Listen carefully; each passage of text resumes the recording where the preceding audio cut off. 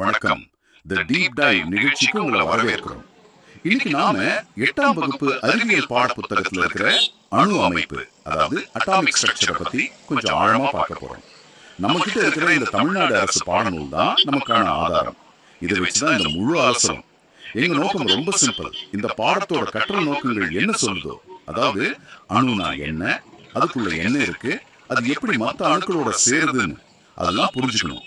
இதுக்காக பாடத்துல இருக்கிற முக்கியமான சொற்கள், அப்புறம் அந்த பாக்ஸ்ல கொடுத்திருக்கிற இன்ட்ரெஸ்டிங்கான தகவல்கள், கேள்வி பதில் பகுதி எல்லாத்தையும் யூஸ் பண்ணி அணுவோட அமைப்பை உங்களுக்கு ஈஸியா புரிய வைக்கணும்.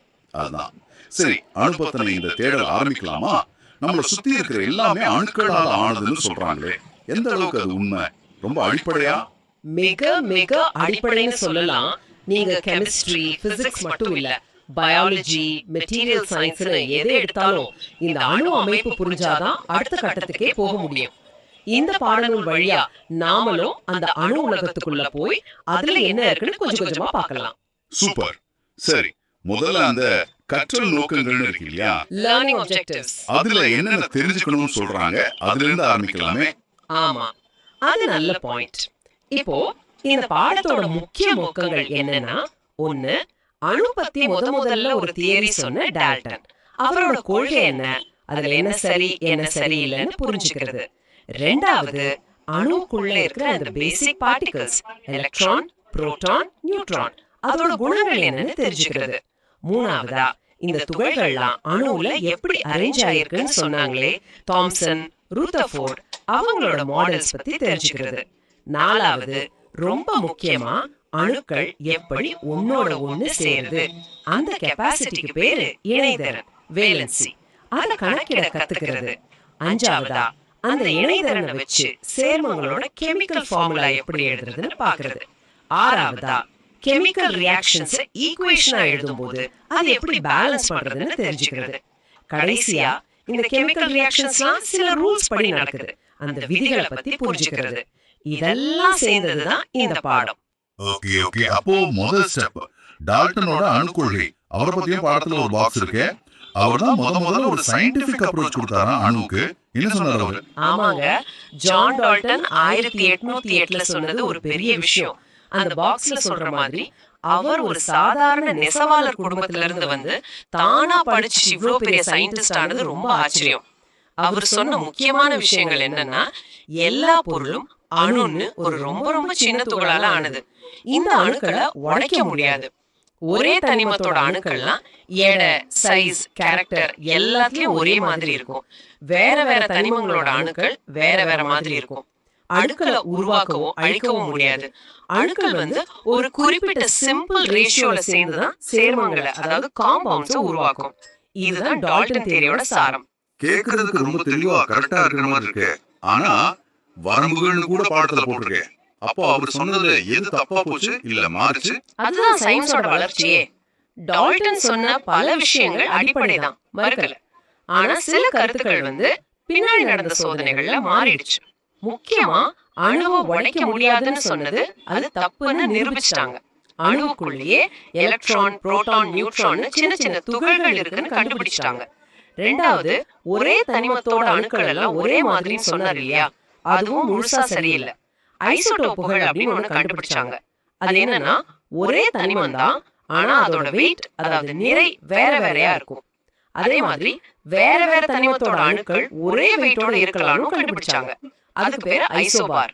இதெல்லாம் டால்டன் கொள்கையால விளக்க முடியல. ஓஹோ, அப்போ டால்டனுக்கு அப்புறம் தான் அணுவுக்குள்ள அந்த துகள்கள் இருக்கிறதே கண்டுபிடிச்சிருக்காங்க. Electron, proton, neutron. பாடத்துல வில்லியம் க்ரூக்ஸ் பத்தி ஒரு பெட்டி செய்தி இருக்கு. அவரோட பங்கு என்ன இதுல? கரெக்டா கேட்டீங்க. வில்லியம் க்ரூக்ஸோட சோதனை ரொம்ப முக்கியம். அவர் என்ன செஞ்சாருன்னா, ஒரு கண்ணாடி டியூப்ல கேஸ் எடுத்துக்கிட்டு அதோட பிரஷரை ரொம்ப ரொம்ப கம்மி பண்ணிட்டார். ரொம்ப கம்மி, 0.001 மில்லிமீட்டர் பாதரச அழுத்தம்னு சொல்றாங்க. அதுல ஹை வோல்டேஜ் பாஸ் பண்ணும்போது கண்ணுக்கு தெரியாத ஏதோ ஒரு ரேஸ் மாதிரி டியூபோட நெகட்டிவ் எண்ட், அதாவது கேத்தோட்ல இருந்து பாசிட்டிவ் எண்ட் ஆனோடுக்கு போறத கவனிச்சாரு. அதுக்கு பேர் தான் கேத்தோட் கதிர்கள். இதுதான் அணுவுக்குள்ள இருக்கிற துகள்களை நோக்குன முதல் பெரிய ஸ்டெப். ஓ, அப்போ அந்த கேத்தோட் கதிர்கள் தான் பின்னாடி எலக்ட்ரான் ஆச்சா? அதை எப்படி கன்ஃபார்ம் பண்ணாங்க? மத்த துகள்கள் புரோட்டான், நியூட்ரான் எல்லாம் எப்படி வந்துச்சு? ஆமா, ஜேஏ தாம்சன் இந்த கேத்தோட் கதிர்களை நல்லா ஸ்டடி பண்ணி இது ரொம்ப சின்ன நெகட்டிவ் சார்ஜ் உள்ள பார்ட்டிகிள்ஸ் கண்டுபிடிச்சு அதுக்கு எலக்ட்ரான்னு பேர் வச்சாரு. இப்போ நெகட்டிவ் சார்ஜ் இருக்குன்னா அதை பேலன்ஸ் பண்ண பாசிட்டிவ் சார்ஜ் இருக்கணுமே யோசிச்சாங்க. அப்போ கோல்ட்ஸ்டைன் இன்னொருத்தர் அதே மாதிரி எக்ஸ்பெரிமெண்ட்ல பாசிட்டிவ் சார்ஜ் உள்ள ஆனோட் கதிர்கள் இருக்கிறத கண்டுபிடிச்சாரு. பின்னாடி எர்னஸ்ட் ரூதர்ஃபோர்ட் ஹைட்ரஜன் கேஸ்ல கிடைச்ச அந்த பேசிக் பாசிட்டிவ் பார்ட்டிகிளுக்கு புரோட்டான்னு பேர் வச்சாரு. அதுக்கப்புறம் ரொம்ப வருஷம் கழிச்சு 1932ல தான் ஜேம்ஸ் சாட்விக் ஒருத்தர் நியூக்ளியஸ்ல புரோட்டான் எடைக்கு ஈக்குவலா ஆனா சார்ஜ் எதுவும் இல்லாத நியூட்ரான் ஒரு துகள் இருக்கிறத கண்டுபிடிச்சாரு. இந்த 3 துகள்கள் கண்டுபிடிச்ச பிறகுதான் அணு பத்தின நம்ம புரிதல் ஒரு முழுமை அடைஞ்சது. அப்போ டால்டன் சொன்ன பிளக்க முடியாத அணு அந்த கான்செப்டே போய் அணுவுக்குள்ள 3 வகை துகள்கள் இருக்குன்னு தெரிஞ்சிருச்சு. சரி, இந்த எலக்ட்ரான், புரோட்டான், நியூட்ரான்லாம் அணுவுக்குள்ள எப்படி அடுக்கி இருக்கு? அதுக்கும் மாடல்ஸ் கொடுத்திருக்காங்களே, தாம்சன் ரூதர்ஃபோர்ட் மாடல்னு. ரொம்ப முக்கியமான கேள்வி அது. துகள்கள் இருக்குன்னு தெரிஞ்சதும் அடுத்த கேள்வி அது எப்படி அமைஞ்சிருக்குன்றதுதான். முதல்ல ஜே தாம்சன் அவரை ப்ளம் புட்டிங் மாடல்னு ஒன்னு சொன்னாரு. இல்லன்னா தர்பூசணி மாடல்னு சொல்லலாம். ஒரு தர்பூசணி பழத்துல அந்த சிகப்பு பகுதி முழுக்க பரவி இருக்கு இல்லையா, அது மாதிரி அணு முழுக்க பாசிட்டிவ் சார்ஜ் பரவி இருக்கான். அதுல அந்த விதைகள் மாதிரி எலக்ட்ரான் அங்கங்க பதிஞ்சிருக்கான். அப்படி கற்பனை பண்ணாரு. இது ஒரு ஆரம்ப கட்ட மாடல் தான். ரொம்ப சிம்பிளா இருந்துச்சு. ஆனா அது ரொம்ப நாள் நிக்கல போல. ரூதர்ஃபோர்டோட சோதனை எப்படி இதை மாத்துச்சு? அந்த ஃபேமஸ் தங்க தகடு சோதனை, கோல்ட் ஃபாயில் எக்ஸ்பெரிமெண்ட், அத பத்தி கொஞ்சம் சொல்லுங்க. ரூதர்ஃபோர்டோட சோதனை அணு அமைப்பு பத்தின நம்ம பார்வையே புரட்டி போட்டுடுச்சுன்னு சொல்லலாம். அவர் என்ன செஞ்சாருன்னா, ஆல்பா துகள்கள்னு பேரு, அது பாசிட்டிவ் சார்ஜ் உள்ளது. அந்த ஆல்பா துகள்களை ரொம்ப ரொம்ப மெல்லிசான ஒரு தங்க தகடு மேல வேகமா மோத வச்சார். தாம்சன் மாடல் படி பார்த்தா எல்லா ஆல்பா துகளும் ஒண்ணு நேரா போகணும், இல்ல கொஞ்சம் திரும்பி போகணும், அவ்வளவுதான். ஆனா அங்க என்ன ஆச்சுன்னா, எதிர்பார்க்கிற மாதிரி நிறைய துகள்கள் நேரா போச்சு, சிலது கொஞ்சம் பாதை மாறுச்சு. ஆனா எல்லாரையும் ஆச்சரியப்படுத்தின விஷயம், ரொம்ப ரொம்ப கொஞ்சோண்டு துகள்கள், சுமார் 20,000ல ஒண்ணுன்னு வச்சுக்கோங்களேன், அது மட்டும் அந்த தங்க தகடுல பட்டு கிட்டத்தட்ட அப்படியே ரிவர்ஸ்ல 180 டிகிரில திரும்பி வந்துருச்சு. இது எப்படி இருந்துச்சுன்னா, ஒரு பேப்பர் மேல நீங்க குண்டு போட்டா அது திரும்பி உங்களுக்கே வர மாதிரி இருந்துச்சுன்னு ரூதர்ஃபோர்டே சொன்னாரு. அடேங்கப்பா, நம்பவே முடியலையே. அப்போ இந்த ஆச்சரியமான ரிசல்ட் எதை சொல்லுச்சு? இதுலதான் ரூதர்ஃபோர்டோட திறமையே இருக்கு. இந்த ரிசல்ட்ல இருந்து அவர் சில முக்கியமான முடிவுகளுக்கு வந்தாரு.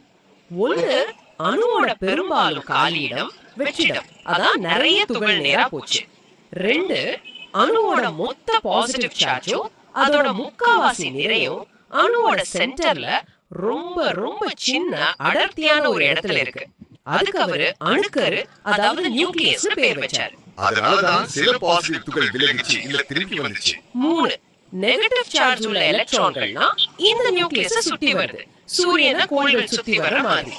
இதுதான் ரூதர்ஃபோர்டோட அணு மாடல். இது நம்ம பார்வையை டோட்டலா மாத்திருச்சு. நியூக்ளியஸ் கண்டுபிடிச்சது பெரிய விஷயம் தான்.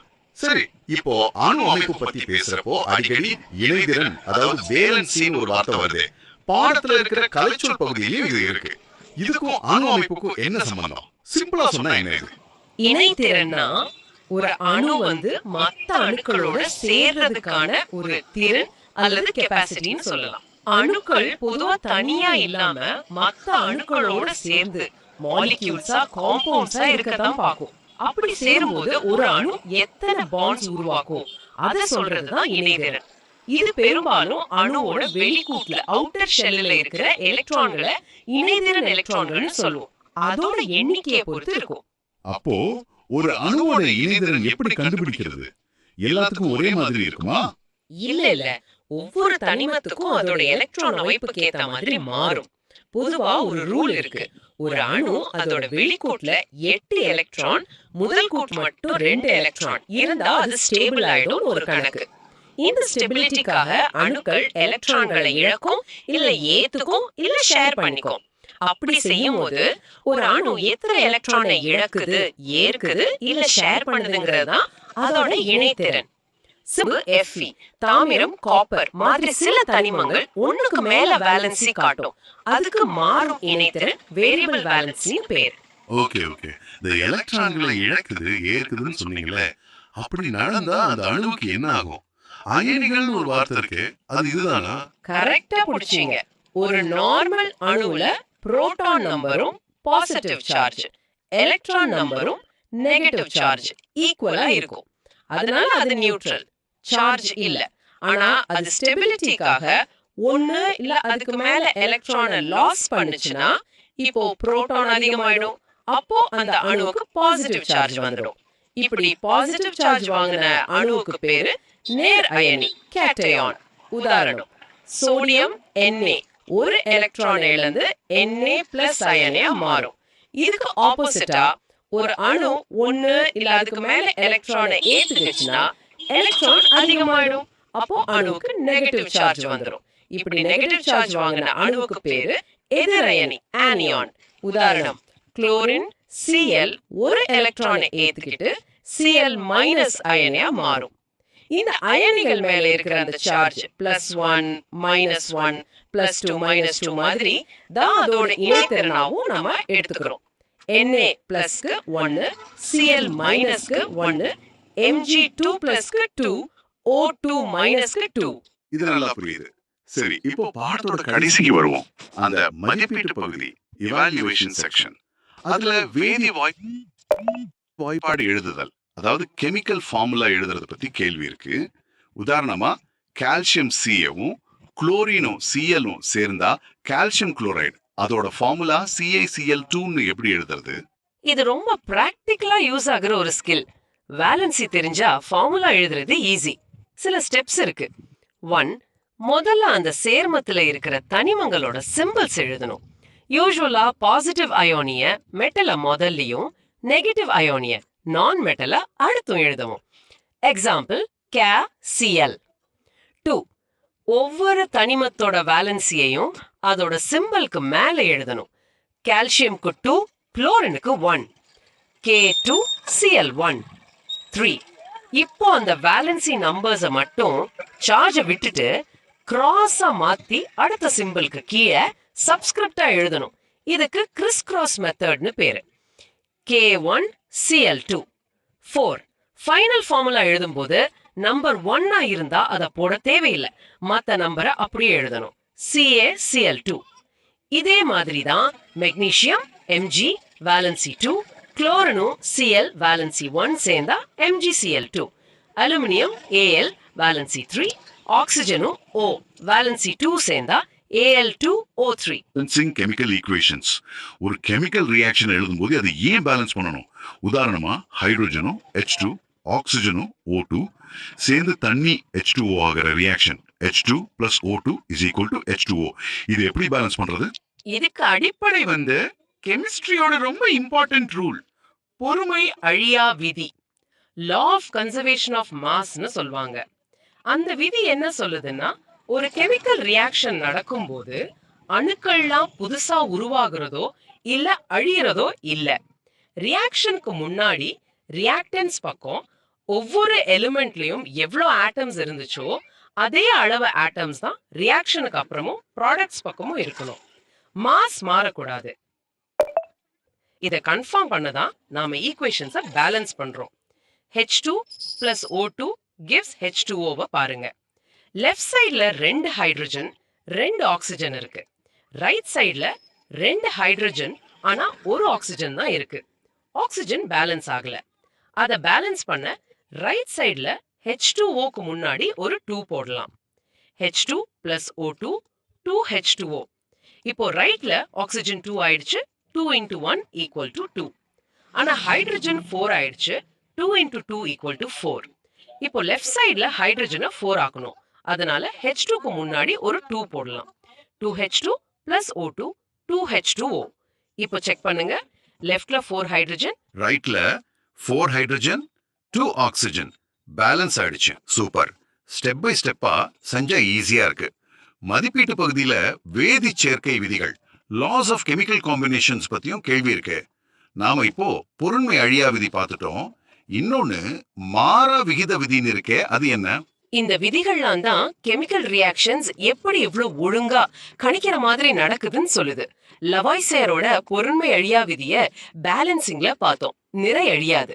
ஜோசப் ப்ரௌஸ்ட்னு ஒருத்தர் சொன்ன மாறா விகித விதி என்ன சொல்லுதுன்னா, ஒரு பியோர் காம்பவுண்ட் உருவாகும் போது அதுல இருக்கிற எலிமெண்ட்ஸ் எப்பவுமே ஒரு குறிப்பிட்ட நிறை விகிதத்துல தான் சேரும். அந்த காம்பவுண்ட் எங்கிருந்து எடுத்தாலும் சரி, எப்படி செஞ்சாலும் சரி, அந்த ரேஷியோ மாறாது. உதாரணமா தண்ணி H2O, அது கிணத்து தண்ணியா இருந்தாலும் சரி, மழை தண்ணியா இருந்தாலும் சரி, அதுல ஹைட்ரஜனோட மாசும் ஆக்சிஜனோட மாசும் எப்பவுமே 1:8ங்கிற ரேஷியோல தான் இருக்கும். இது காம்பவுண்ட்ஸோட அடிப்படை குணம். ஓ, கெமிக்கல் ரியாக்ஷன்ஸ் இப்படி சட்டதிட்டங்களுக்கு கட்டுப்பட்டு நடக்குதா? நாம இந்த பாடத்துல நிறைய புது வார்த்தைகள் பார்த்தோமே. கேத்தோடு, ஆனோடு, அணுக்கரு, இணைத்திறன், அயனி, ஐசோடோப், ஐசோபார், வேதி வாய்ப்பாடு, இதெல்லாம் ஞாபகம் வச்சுக்கிறது முக்கியம் இல்லையா? கண்டிப்பா. இந்த கலை சொற்கள் க்ளோசரி டேர்ம்ஸ் தான் இந்த பாடத்தோட language. Cathode negative electrode, anode positive electrode, அணுக்கரு ஆட்டமோட சென்டர், இணைதிறன் வேலன்சி சேர கெபாசிட்டி, அயனி சார்ஜ் உள்ள ஆட்டம், வேதி வாய்ப்பாடு கெமிக்கல் ஃபார்முலா காம்பவுண்டோட சிம்பாலிக் ரெப்ரசன்டேஷன், ஐசோடோப் ஒரே எலிமெண்ட் வேற மாஸ், ஐசோபார் வேற எலிமெண்ட் ஒரே மாஸ். இந்த வார்த்தைகளோட அர்த்தம் தெளிவா புரிஞ்சா அணு அமைப்பு கெமிக்கல் ரியாக்ஷன்ஸ் படிக்கிறது ரொம்ப ஈஸியா இன்ட்ரெஸ்டிங்கா இருக்கும். ரொம்ப நன்றி. 8ஆம் வகுப்பு சயின்ஸ்ல இருக்கிற இந்த அணு அமைப்பு பாடத்துல லேர்னிங் ஆப்ஜெக்டிவ்ஸ்ல இருந்து டால்டன் தியரி, அடிப்படை துகள்கள், அணு மாடல்ஸ், முக்கியமா ரூதர்ஃபோர்டோட இம்பார்ட்டன்ட் கண்டுபிடிப்பு, அப்புறம் வேலன்சி, அயானிகள், கெமிக்கல் ஃபார்முலா எழுதுறது, ஈக்குவேஷனை பேலன்ஸ் பண்றது, கெமிக்கல் லாஸ், முக்கியமான டெக்னிக்கல் டேர்ம்ஸ் வரைக்கும் எல்லாத்தையும் டெக்ஸ்ட் புக்கை பேஸ் பண்ணி நல்ல தெளிவா பேசிட்டோம். இது அணு பத்தின ஒரு நல்ல புரிதல் உங்களுக்கு கொடுத்துருக்கோம் நம்புறேன். ஆமா, அணுவோட அமைப்புங்கிறது கெமிஸ்ட்ரியோட திறவுகோல் மாதிரி. இத புரிஞ்சுக்கிறது மார்க்குக்கு மட்டும் இல்ல, நம்மள சுத்தி இருக்கிற உலகம் எப்படி இயங்குதுன்னு புரிஞ்சுக்கிறதுக்கு ரொம்ப அவசியம். பொருட்களோட குணங்களும் கெமிக்கல் சேஞ்சஸ் ஏன் நடக்குதுங்கிறதுக்கும் இதுதான் பேஸ். இந்த ஆழமான அலசலை இத்தோட முடிச்சுக்கலாம். ஆனா உங்களுக்காக ஒரு கேள்வி. நீங்க யோசிச்சு பாருங்க. ரூதர்ஃபோர்ட் சொன்னாரு, நியூக்ளியஸ் ரொம்ப சின்னது, ஆனா அதுக்குள்ள பாசிட்டிவ் சார்ஜ் உள்ள புரோட்டான்லாம் ஒன்னா நெருக்கமா இருக்குன்னு. ஆனா பிசிக்ஸ் படி ஒரே சார்ஜ் ஒன்னு பயங்கரமா விலக்குமே, ரிப்பெல் பண்ணுமே. அப்போ அந்த புரோட்டான்லாம் ஏன் வெடிச்சு செதறாம அந்த குட்டி நியூக்ளியஸ்குள்ள ஒன்னா சேர்ந்திருக்கு? அப்படி என்ன ஒரு பவர் அதெல்லாம் ஒன்னா புடிச்சு வச்சிருக்கு? யோசிங்க. இது ரொம்ப ரொம்ப ஆழமான நல்ல கேள்வி. நீங்க யோசிக்கிறது கரெக்ட் தான். அந்த பாசிட்டிவ் ரிப்பல்ஷன் ஃபோர்ஸ் ரொம்ப அதிகம். ஆனா அதை விட பல மடங்கு ஸ்ட்ராங்கான ஒரு ஸ்பெஷல் அட்ராக்டிவ் ஃபோர்ஸ் அந்த நியூக்ளியஸ்குள்ள வேலை செய்யுது. அது புரோட்டானையும் நியூட்ரானையும் அவ்வளோ டைட்டா புடிச்சு வச்சிருக்கு. அந்த ஃபோர்ஸ்க்கு பேரு வலிய அணுக்கரு விசை, ஸ்ட்ராங் நியூக்ளியர் ஃபோர்ஸ். இது நம்ம இயற்கையோட அடிப்படை விசைகள்ல ஒண்ணு. இத பத்தி நீங்க இன்னும் தேடி படிச்சீங்கன்னா அது நியூக்ளியர் பிசிக்ஸ்ல அடுத்த கட்டத்துக்கு கூட்டிட்டு போகும். நன்றி.